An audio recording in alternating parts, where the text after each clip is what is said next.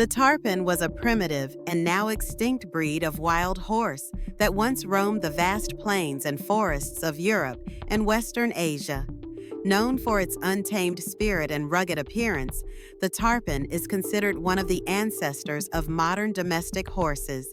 Its name comes from the Turkic word tarpan, meaning wild horse. Though the true Tarpan no longer exists, its legacy continues through modern breeding programs that have sought to recreate its type and characteristics in horses known as heck horses or Konik ponies, which resemble the ancient Tarpan in appearance and behavior. History. The Tarpan was native to the Eurasian steppes and forests, particularly in regions that are now Poland, Russia, and Ukraine. It thrived in the wild for thousands of years, living in small herds and enduring harsh climates. The species began to decline during the 18th and 19th centuries due to overhunting, habitat loss, and interbreeding with domestic horses. By the mid-1800s, pure Tarpans were extremely rare, and the last known wild Tarpan reportedly died in captivity in 1909 in a Russian zoo. However, efforts to recreate the Tarpan type began in the early 20th century, notably by the Heck brothers in Germany, who selectively bred hardy domestic horses resembling the ancient Tarpan.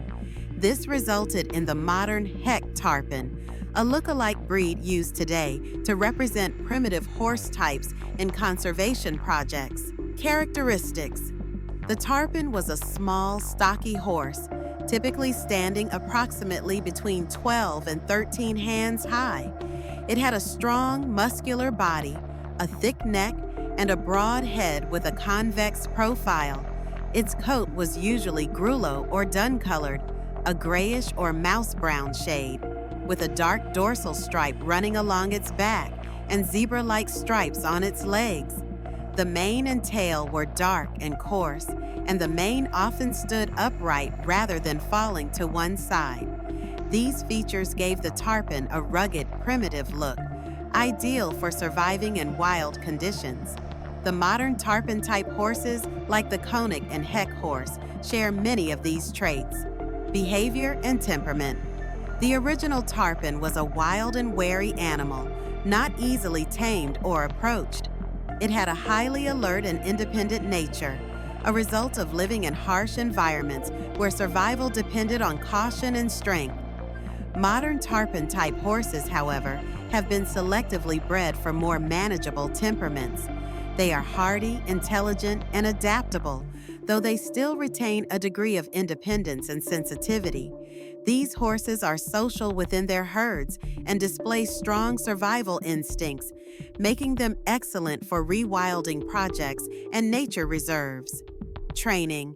Because of their primitive heritage, Tarpan-type horses are not always suited for traditional domestic use, but they can be trained with patience and consistency. Gentle and natural training methods work best, as harsh handling can make them defensive. When properly handled, they can become responsive and reliable for light riding, driving, or conservation work. Their intelligence allows them to learn quickly, but they need a calm and experienced trainer who understands their semi-wild temperament. Grooming and care. The Tarpan and its modern descendants are low-maintenance horses. Their dense coat, strong hooves, and natural resistance to harsh weather make them easy to care for compared to more delicate breeds. They require minimal grooming, usually just regular brushing to remove dirt and occasional hoof cleaning. These horses thrive in open environments where they can graze freely and maintain natural behaviors. A diet of grass, hay, and clean water is sufficient, and they rarely need extra supplements unless under heavy work or poor pasture conditions. Price.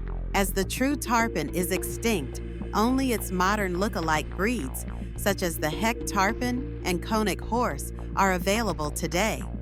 The price of these horses varies depending on lineage, age, and training. Generally, a Tarpan-type horse can cost between $1,000 and $4,000 US, with some rare or specially bred individuals priced higher. Their value often lies more in their historical and ecological significance than in commercial use, as they are mainly bred for conservation, educational, or heritage projects.